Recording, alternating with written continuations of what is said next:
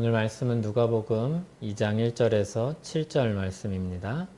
그때 가이사 아구스도가 영을 내려 천하로 다 호적하라 하였으니 이 호적은 구레뇨가 수리아 총독이 되었을 때 처음 한 것이라. 모든 사람이 호적하러 각각 고향으로 돌아가매 요셉도 다윗의 집 족속이므로 갈릴리 나사렛 동네에서 유대를 향하여 베들레헴이라는 다윗의 동네로 그 약혼한 마리아와 함께 호적하러 올라가니 마리아가 이미 잉태하였더라. 거기 있을 그때 해산할 날이 차서 첫 아들을 낳아 강보로 싸서 구유에 뉘었으니 이는 여관에 있을 곳이 없음이로라. 아멘. 주님의 은혜가 우리와 함께하길 소원합니다. 누가복음은 하나님이 이 땅 가운데 이루신 역사를 기록한 책입니다. 누가는 한 사람의 역사가로 하나님의 역사를 기록하고 있고 또 한편 복음이라는 관점에서 그리스도의 증인으로서 이 복음서를 기록하고 있습니다. 그래서 누가복음서를 잘 읽어내려가다 보면 역사 속에서 일하시는 하나님을 발견할 수 있는 안목을 가질 수 있게 됩니다. 우리 삶 가운데서도 여전히 역사하시는 주님을 만나게 됩니다. 오늘 본문은 특별히 그것을 중심으로 보고자 합니다. 하나님 역사가 사람들의 역사 안에서도 진행되고 있다는 사실입니다. 하나님의 역사는 너무나도 초월해 있어서 우리가 도저히 이해할 수 없는 그런 역사가 아닙니다. 하나님이 우리 가운데 드러내신 주님의 역사가 있습니다. 우리에게 계시하신 주님의 역사가 있습니다. 그리고 우리가 경험하는 주님의 역사가 있습니다. 그래서 우리가 알 수 있는 역사요, 우리가 배울 수 있는 역사요, 전할 수 있는 역사입니다. 무엇보다도 그 역사 중에서도 우리가 가장 분명하게 선명하게 아는 것은 예수 그리스도를 통해서 이루어진 복음의 역사입니다. 누가복음은 우리에게 그 역사를 보여줍니다. 예수님이 오신 때는 옛날 옛적 어느 날이 아닙니다. 일반 역사에서도 볼 수 있는 어느 한때에 실제로 이루어진 날입니다. 1절에서와 같이 그때 가이사 아구스도가 영을 내려 천하로 다 호적하라 하였으니 이렇게 기록합니다. 실제로 이루어진 역사와 하나님의 역사가 그 안에서 이루어지고 있음을 보여줍니다. 그때가 언제입니까? 가이사 아구스도가 로마를 다스리던 때입니다. 이 가이사 아구스도를 다르게 발음하면 카이사르 아우구스투스입니다. 아우구스도는 율리우스 카이사르가 양자로 삼은 사람으로서 로마의 초대 황제가 되었습니다. 본래 이름은 옥타비아누스였고 BC 27년에 로마 원로원으로부터 아우구스투스라는 칭호를 수여받습니다. 이 아우구스투스라는 이름은 숭고한 자, 고귀한 자라는 뜻이었습니다. 그래서 신적인 존재로 여겨지는 그런 칭호였습니다. 이 아구스도가 로마의 실권을 잡고 제국을 통치하면서 인구조사를 실시합니다. 이 인구조사는 단지 통계를 내기 위한 인구조사가 아니라 이 인구조사를 통해서 세금도 걷고 그리고 자신의 국력을 확인하기 위한 인구조사였습니다. 철저하게 통치를 목적으로 한 인구조사였습니다. 그래서 세금을 낼 사람들이 누구인지, 세금을 혹시 못 걷고 있는 데는 없는지 이런 것들을 확인하고 또 유사시에 얼마만큼의 군대를 동원할 수 있는지 이런 것들을 확인할 수 있는 그런 인구조사였습니다. 당연히 이 인구조사를 정기적으로 했죠. 아구스도가 다스리던 때에 예수님이 이렇게 태어나십니다. 그리고 이 시기를 좀 더 좁혀서 이야기하는데 2절에서처럼 이 호적은 구레뇨가 수리아 총독이 되었을 때 처음 한 것입니다. 참고로 여기 원문에 총독이라는 말은 없습니다. 구레뇨가 수리아를 다스릴 때 이렇게 읽어야지 오해가 없습니다. 구레뇨는 다르게 발음하면 퀴리니우스입니다. 이 구레뇨가 실제로 총독이 되어서 다스리는 때는 AD 6년, 그러니까 예수님이 이미 태어나신 이후 이야기입니다. 그런데도 이 구레뇨는 그 이전에 다른 직책을 맡아서 수리아와 유대 지방을 다스리고 있었습니다. 그게 BC 12년부터 이 구레뇨라는 사람이 이쪽을 다스리고 있었습니다. BC 22년부터 다스리고 있었는데 실제로 인구조사가 이루어진 때는 BC 8년 정도입니다. 그러면 좀 의문이 들 수 있죠. BC 8년과 예수님이 태어난 때가 굉장히 갭이 크기 때문이죠. 그때는 지금과 같은 인프라를 갖추고 있지 않았기 때문에 인구조사를 하는데 굉장히 오랜 시간이 걸렸다고 합니다. 그리고 그 당시 유대인들은 인구조사를 반발하기도 하였기 때문에 더 오래 걸렸을 것으로 학자들이 이해를 합니다. 그래서 실제로 인구조사가 이루어진 때는 BC 4년 정도 전후지 않겠는가 이렇게 이야기를 합니다. BC 8년부터 최소한 BC 4년 정도 그까지의 사이의 기간 동안 인구조사가 이루어졌던 것으로 보입니다. 이때 아구스도의 인구조사가 이렇게 진행 중일 때 예수님께서 그 역사 가운데 오시는 겁니다. 예수님이 태어나신 때는 이처럼 정말로 사람들이 살고 있었던 역사의 한 때였습니다. 어느 한 날이었습니다. 누가복음은 우리 가운데 이루어진 사실에 대하여서 기록을 하고 있습니다. 주님이 오신 것은 신화나 소문이 아니라 실제 사건입니다. 주님의 역사가 우리가 숨쉬는 이 땅 가운데, 우리가 숨쉬는 이 시간 가운데 이루어집니다. 그러므로 우리 삶이 저 높이 계시는 하나님에게서 너무 멀리 있다고 생각하지 마시기 바랍니다. 물론 하나님은 영이시기 때문에 시간과 공간에 제약이 없으십니다.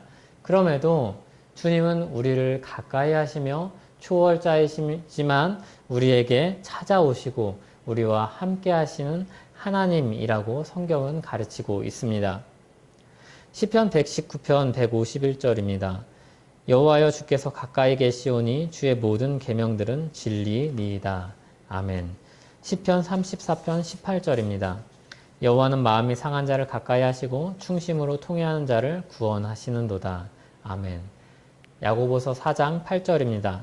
하나님을 가까이 하라. 그리하면 너희를 가까이 하시리라. 죄인들아 손을 깨끗이 하라. 두 마음을 품은 자들아 마음을 성결하게 하라. 아멘.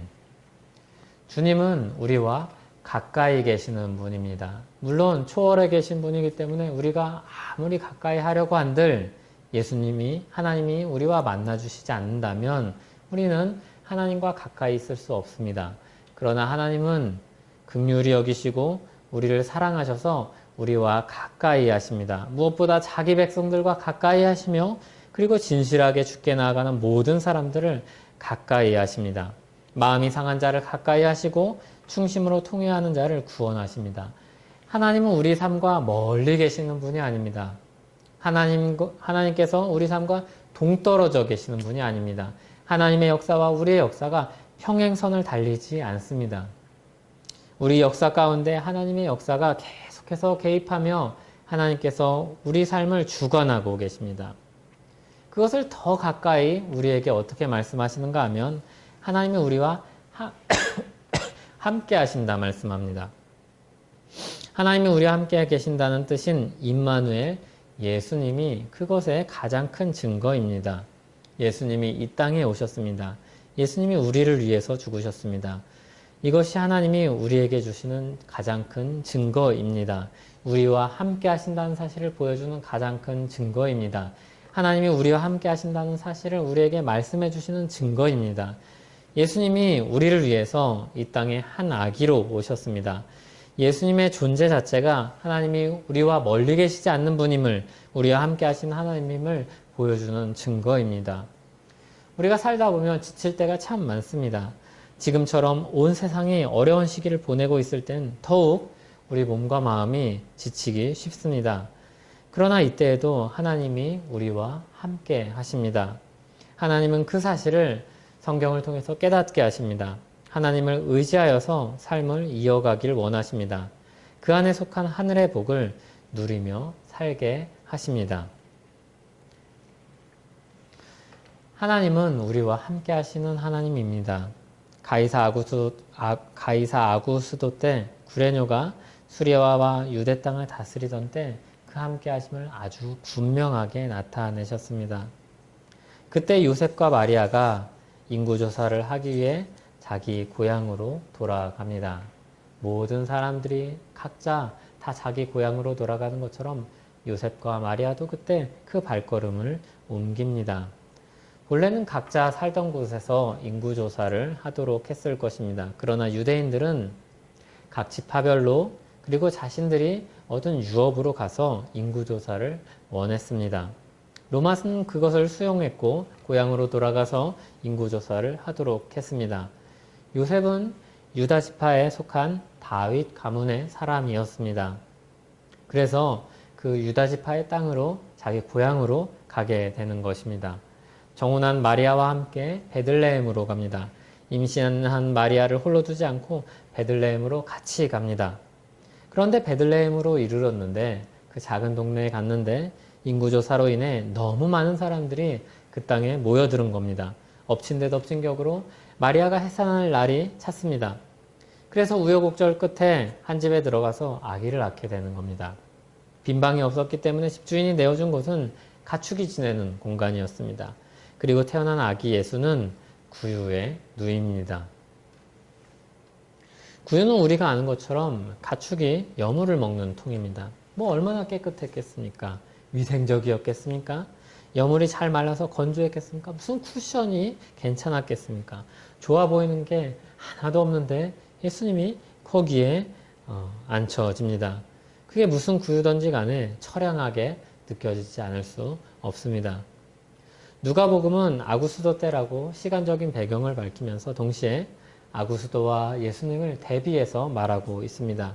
예수님은 하나님의 아들이요 온 세상의 구주이신데 한 집에 구유에 누워 있습니다. 그런데 자기를 신격화한 아구수도는 궁전에 있습니다. 물론 아구수도는 탁월한 정치력으로 로마의 평화를 가져다 준 사람입니다. 지중해는 그로 인해서 약 200년간 평온했습니다. 역사가 다양한 해석의 여지가 있지만 그가 이룬 업적들은 확실히 대단했습니다. 사람들은 그가 죽은 후 그를 신으로 떠받들었습니다. 그만큼 대단한 사람이었죠. 그런데 그 사람은 정말로 신은 아니었습니다. 한 사람이었습니다. 한 대단한 사람이었습니다. 그런데 참 신이신 예수님은 구유에서 태어납니다. 비천한 모습으로 이 땅에 오게 됩니다. 우연히 어쩌다 보니 그렇게 된 일이 아니었습니다. 누가복음은 주도 면밀하게 주님의 역사를 살핀 다음에 하나님이 얼마나 이 역사 가운데 주도권을 쥐고서 이루어 가시는지 드러내고자 했습니다. 그래서 이것을 드러내기 위해서 계속해서 누가 등장합니까? 천사가 등장합니다. 천사가 이 일이 있을 일을 예고하고 그리고 실제로 이루어지는 것이 온전하게 이루어지도록 그것을 보고 그리고 그것을 해석해 줍니다. 그리고 성령 하나님께서 그것을 하나하나 살피시며 그 역사를 만들어 가십니다. 예수님께서 동정녀에게 한 처녀에게 나서 그리고 온전한 사람으로 태어나도록 그 역사를 만들어 가십니다. 이 일들이 차질 없이 이루어질 수 있도록 간섭하십니다. 적극적으로 역사에 개입하시고 역사를 만들어 가십니다.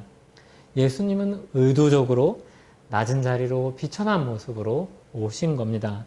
주목받지 않는 자리로 생각지 않는 방식으로 이 땅에 오신 겁니다. 하나님 편에 이 일은 이미 예고되었었습니다. 미가서 5장 2절입니다. 베들레헴 에브라다야 너는 유다 족속 중에 작을지라도 이스라엘을 다스릴 자가 내게서 내게로 나올 것이라. 그의 근본은 상고의 영원에 있느니라. 영원하신 하나님이 이 땅 가운데 작은 동네 베들레헴으로 유다 족속 중에 작은 동네로 옵니다. 베들레헴은 대도시가 아니었습니다. 시골이었습니다. 유다 지파 중에서도 작은 곳이었습니다. 그래서 사람들이 몰려들었을 때 더 예수님이 있을 곳이 없었습니다. 요셉과 마리아가 있을 곳이 없었습니다. 그곳에서 그런데 이스라엘을 다스릴 자가 나온다 말씀합니다. 정말로 그리고 그곳에서 예수님이 태어나십니다. 주님의 역사죠. 성령 하나님이 예고하신 바대로 말씀하신 바대로 이루신 역사입니다. 그리고 이분이 오셔서 하는 일은 참 신이시요 진정한 왕으로서 행하시는 일입니다. 미가서 5장 4절입니다. 그가 여호와의 능력과 그의 하나님 여호와의 이름의 위엄을 의지하고 서서 목축하니 그들이 거주할 것이라. 이제 그가 창대하여 땅끝까지 미치리라. 여호와의 능력과 하나님의 이름으로 서서 백성들을 다스릴 겁니다. 자기 백성들에게 평강을 주실 것입니다. 아구스도가 주었던 평강보다 근본적이고 더 영원한 평강을 주실 것입니다. 아구스도는 사람으로서 대단했죠. 그러나 예수님은 그 이상의 평화를 사람들에게 주실 것입니다. 영원하고 그리고 죄로부터 그리고 근본적인 그 문제를 해결하는 그 평화를 주실 것입니다. 비록 낮은 자리로 오셔서 태어나지만 하나님의 능력으로 사람들을 구원하고 살리실 것입니다. 예수님이 그렇게 낮은 자리로 오신 이유는 잃어버린 자를 찾아서 구원하시기 위함입니다. 만약에 예수님이 아구스도와 같이 궁궐로 오셨다면, 왕으로 오셨다면 세리와 죄인들, 연약한 사람들은 만나지 못했을 것입니다.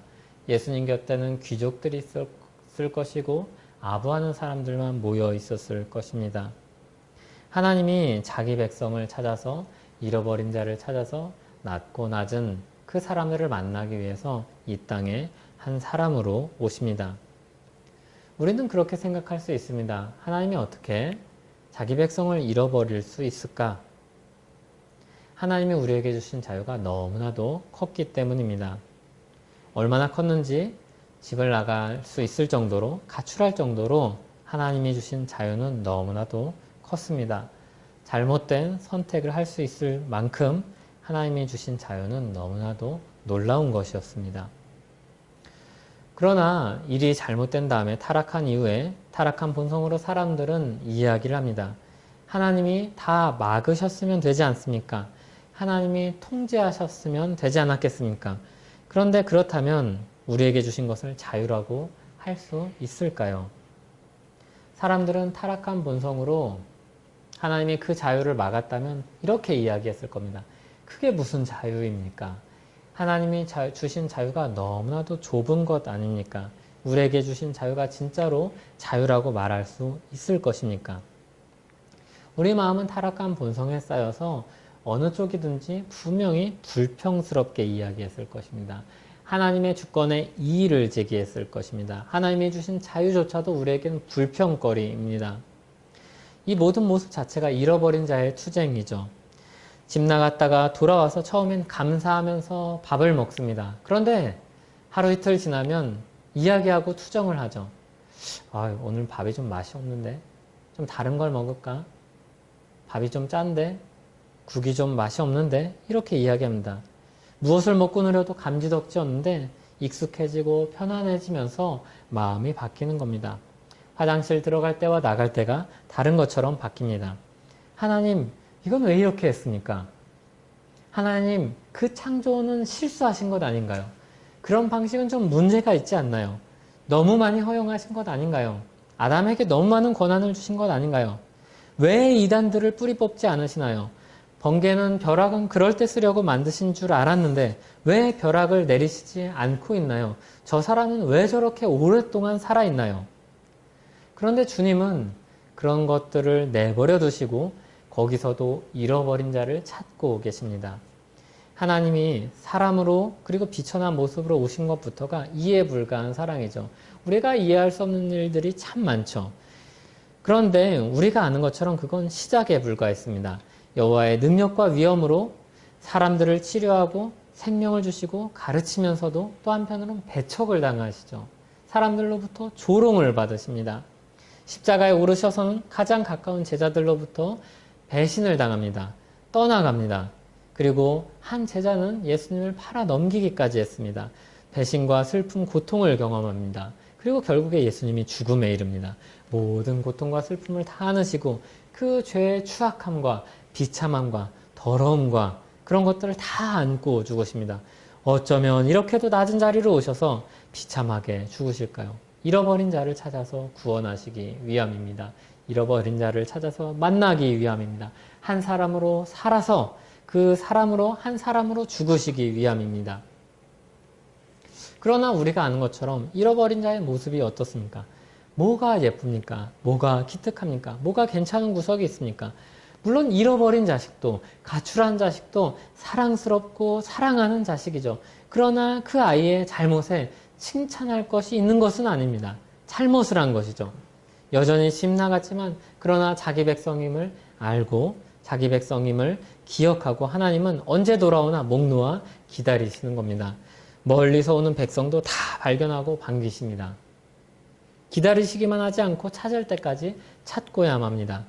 예수님이 유명해지셨을 때 무슨 일이 일어났습니까?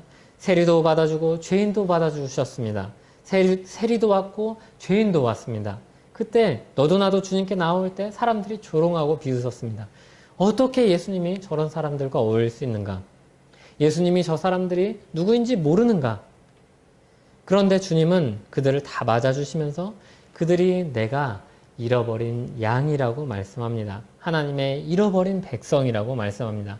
그리고 그 양을 필사적으로 찾고 찾아서 구했으니 어찌하니 기쁘겠냐고 이야기합니다.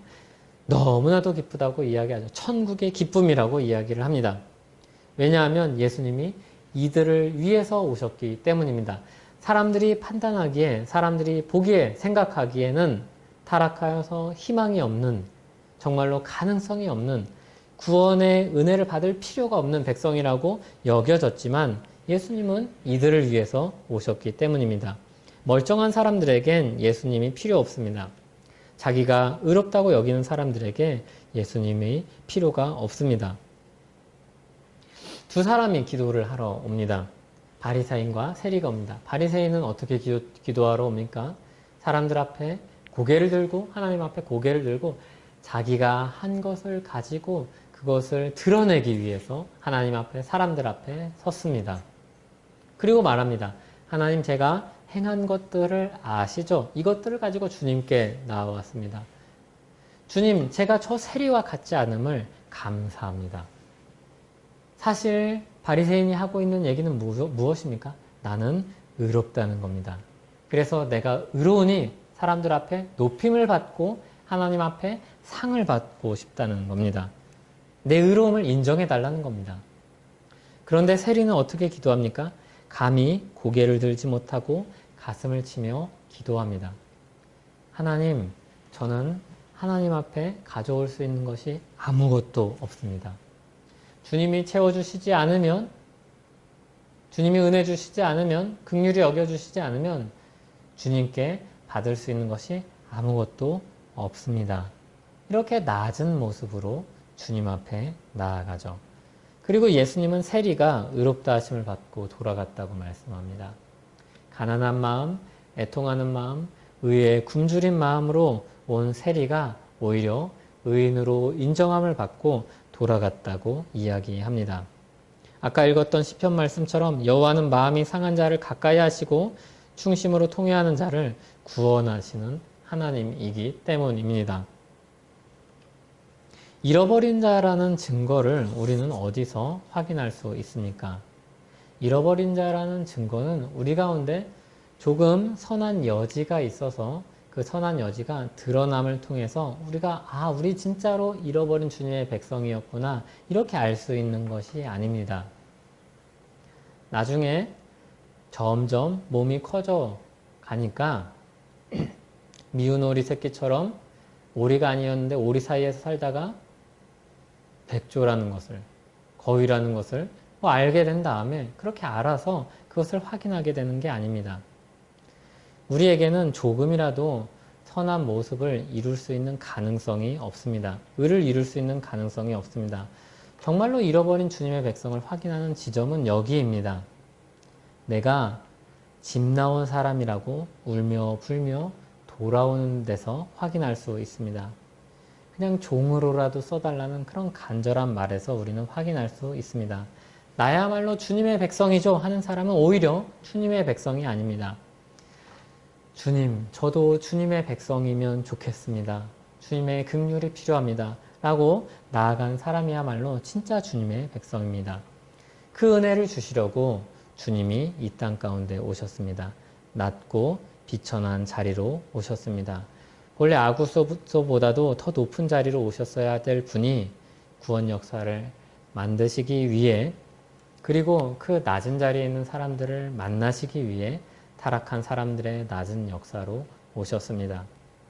그 주님이 우리의 삶 역시 주관하시고 개입하시고 계십니다. 주님이 그런 낮은 자들의 삶 속으로 스며들어서 개입하셨던 것처럼 우리의 삶 역시 주관하시고 개입하십니다. 우리 삶을 보살피시며 우리를 사랑하시며 긍휼로 우리 가운데 구원을 이루어 가십니다. 이것이 오늘 말씀을 통해서 우리가 발견하는 주님의 역사입니다. 주님의 역사는 진공 가운데 이루어지지도 않았고 저기 초월한 역사라서 우리가 범접할 수 있는 역사도 아니고 우리 일상 가운데, 우리 삶 가운데 이루어지는 역사입니다. 우리 삶 가운데 개입하는 역사입니다. 그 개입하는 역사 중에서 너무나도 분명하고 우리가 기억하고 우리가 되새겨야 될 역사는 주님이 우리를 위해서 낮은 모습으로 오신 그 역사입니다. 그런데 이렇게 오신 그 놀라운 역사 가운데 우리가 있지만 우리는 여기서 그것을 잘 보지 못할 때가 많습니다. 주님의 잃어버린 양으로서 돌아온 사람들임에도 정말 보잘것없게 사는 것과 같아서 너무나도 괴로울 때가 많습니다. 돌아온 양인 내 모습이 어디 쓸데있는가 싶을 때가 있습니다. 주님께 영광 돌린다고 우리가 신앙을 고백하지만 영 주님 영광과는 멀리 사는 것과 같은 그런 인생처럼 느껴질 때가 많습니다. 그때 우리는 이 사실을 기억해야 됩니다. 하나님이 우리 삶 가운데 개입하신다는 겁니다.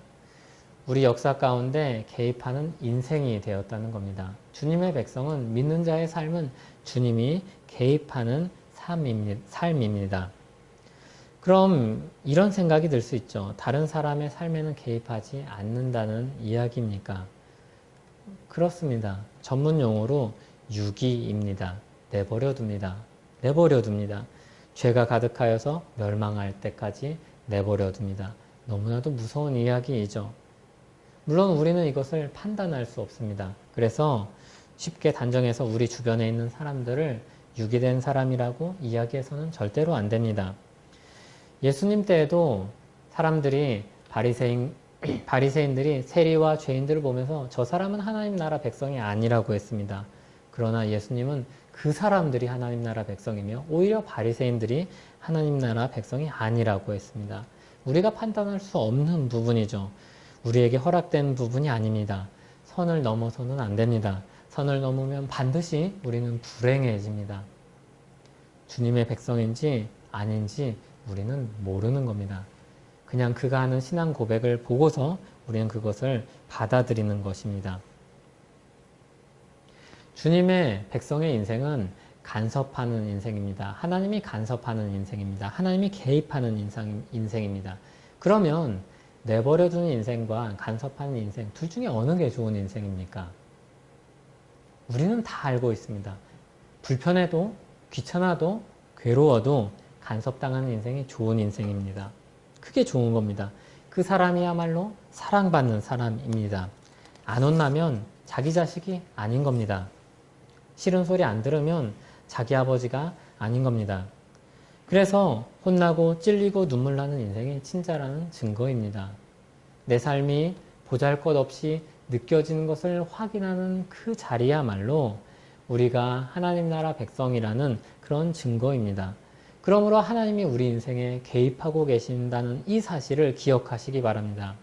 성경은 하나님이 우리 인생 가운데 개입하신다고 우리 역사를 지배하시고 은혜로 우리를 이끌어 가신다고 말씀합니다.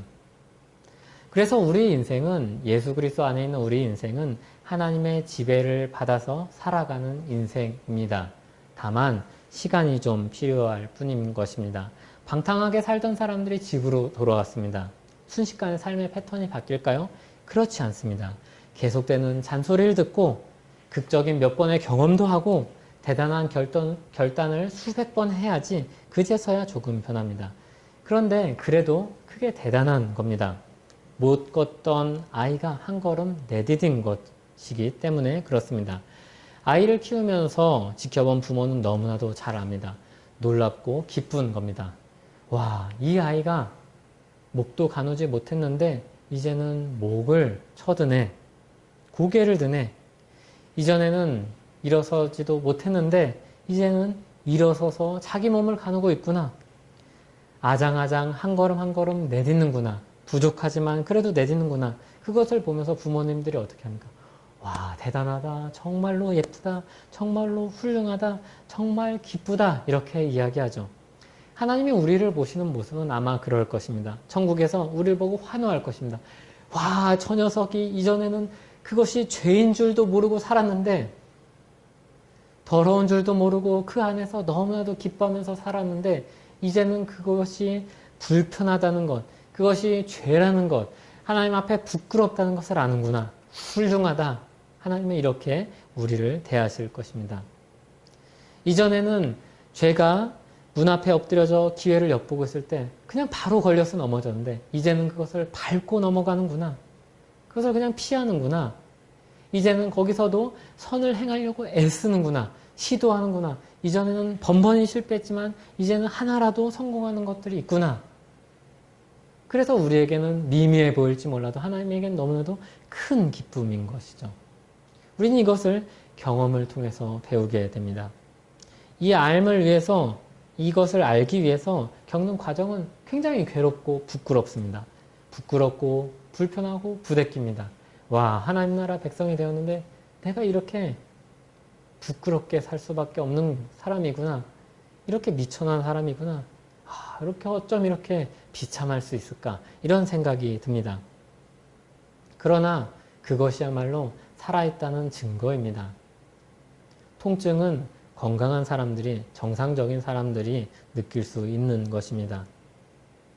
그래서 우리 가운데 그런 괴로움 속에 빠질 때, 그리고 선한 열매들을 맺을 때, 아, 하나님이 내 삶 가운데 오셔서 개입하시는구나. 이것을 확인하고 감사하며 그 은혜의 하나님을 찬양하면서 사는 저와 여러분이 되었으면 좋겠습니다.